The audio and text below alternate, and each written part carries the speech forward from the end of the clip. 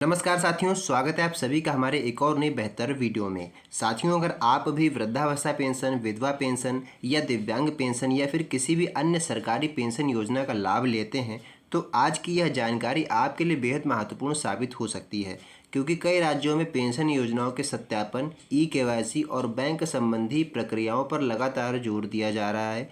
यदि समय पर आपने आवश्यक औपचारिकताएं यानी जो फॉर्मेलिटीज़ हैं वो पूरी नहीं की तो कई मामलों में पेंशन की किस्त रोकी जा सकती है। इस वीडियो में आज हम जानेंगे पेंशन रुकने की मुख्य वजह क्या है, किन दस्तावेजों का अपडेट होना काफ़ी ज़रूरी है और किन बातों का ध्यान रखना चाहिए आपको।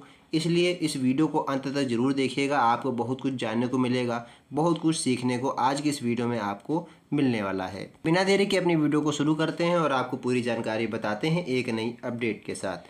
साथियों, सबसे पहले स्क्रीन पर आप लोग जैसा कि देख पा रहे होंगे, सबसे पहले हम लोग बात करेंगे पेंशन जो है वो आपकी क्यों रोकी जाती है, पेंशन जो है वो क्यों रोक सकती है। सबसे पहले इस बात को समझिए कि सरकार किसी भी जो पात्र लाभार्थी है उसकी पेंशन को बिना कारण बंद नहीं करती, लेकिन यदि आपके रिकॉर्ड में कोई कमी है या फिर कोई त्रुटि पाई जाती है, कोई एरर पाई जा रही है तो भुगतान जो है वो आपका अस्थायी रूप से यानी कि टेम्परेरी रोक दिया जाता है।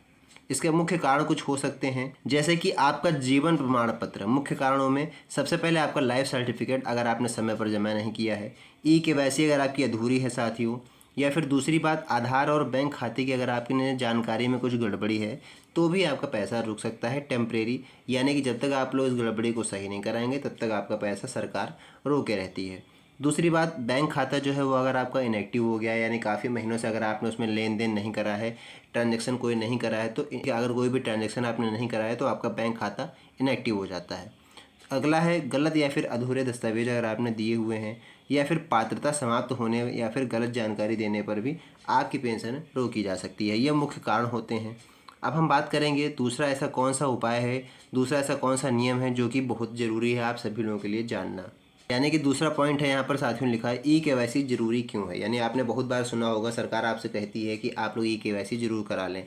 अगर आपकी योजना में ई-केवाईसी अनिवार्य है और आपने अभी तक इसको नहीं करवाया है तो जल्द से जल्द इसको संबंधित विभाग या फिर बैंक से जानकारी लेकर इस प्रक्रिया को जरूर पूरा कर लें।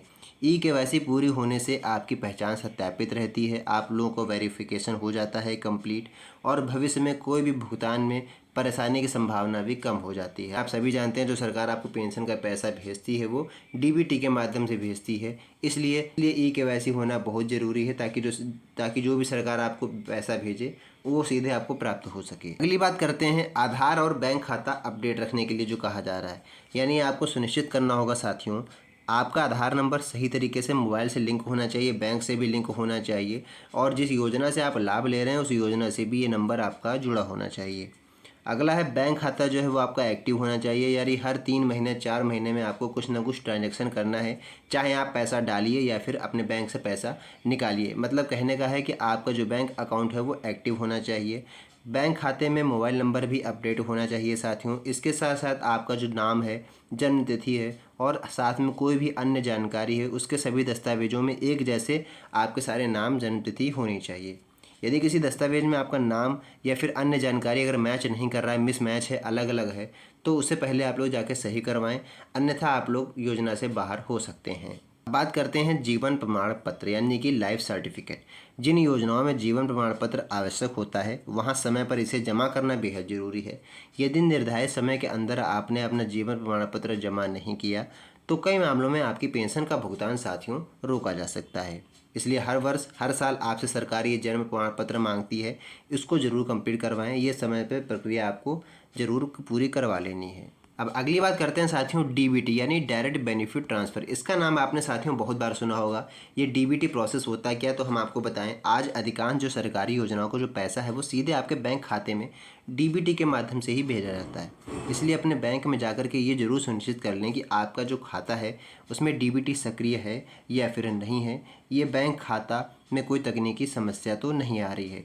यदि आवश्यकता हो तो बैंक से संपर्क करके जानकारी को जरूर प्राप्त कर लें। साथ ही इस वीडियो में हम आपको ये भी बता दें कि किन लोगों को विशेष सावधानी रखनी है, किन को सावधानी बरतनी है।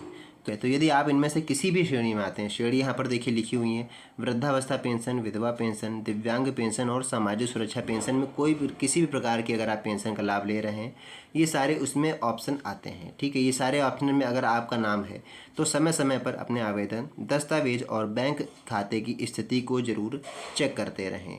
ठीक है, अगली बात करते हैं जो आप लोगों के मन में भी सवाल इस समय उठ रहा होगा, क्या पेंशन की राशि बढ़ने वाली है। आप लोगों ने बहुत बार कहीं ना कहीं ये समाचार जरूर सुना होगा कि पेंशन की राशि बढ़ने वाली है। तो आपको बता दें, समय समय पर विभिन्न राज्य सरकारें हों चाहे केंद्र सरकार हो, अपने अपने स्तर पर पेंशन की राशि बढ़ाने की मांग और प्रस्तावों पर हमेशा चर्चा होती रहती है। लेकिन जब तक किसी राज्य सरकार या फिर केंद्र सरकार की ओर से आधिकारिक आदेश जारी ना हो जाए साथियों, तब तक किसी भी नई राशि को अंतिम मानकर भरोसा ना करें। इसलिए केवल सरकारी आदेश जारी होने के बाद ही उस जानकारी पर विश्वास करें। जो ऑफिशियल नोटिफिकेशन सरकार जारी करती है, केवल उसी पर विश्वास आपको करना है और दुनियादारी की किसी भी अफवाह पर आपको ध्यान नहीं देना है। अब बात करते हैं अगले पॉइंट पर, अगर आपकी पेंशन नहीं आ रही तो क्या करें।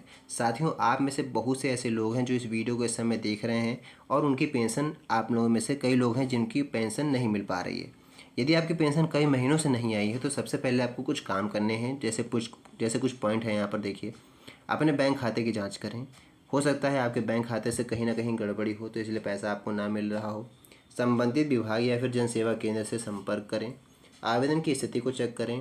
यदि ई-केवाईसी का सत्यापन लंबित है तो उसको ज़रूर पूरा करवा लें।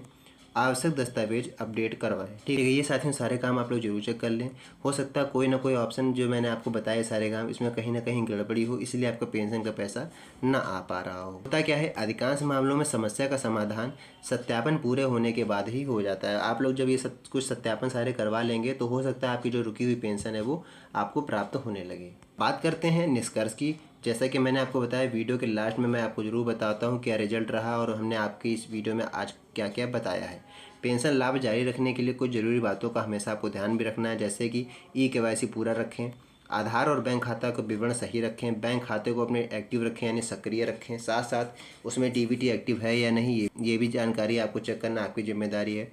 मोबाइल नंबर अपडेट रखें, जहां पर ज़रूरी हो समय पर अपना लाइफ सर्टिफिकेट जमा करें और सबसे मुख्य बात, केवल आधिकारिक सूचना पर ही भरोसा करें। अफवाहों से आपको बच के रहना है, जो रूमर्स फैलाए जाते हैं उससे आपको उस पर भरोसा नहीं करना है। केवल और केवल ऑफिशियल नोटिफिकेशन पर ही आपको भरोसा करना है। अगर आपको ये वीडियो अच्छी लगी हो तो वीडियो को लाइक कीजिएगा, साथ ही अपने जानने वाले ज़रूरतमंद साथियों में इस वीडियो को ज़रूर पहुँचाइएगा। तो बस आज के इस वीडियो में इतना ही, मिलते हैं नई वीडियो में नेक्स्ट टॉपिक के साथ। तब तक के लिए जय हिंद, जय भारत।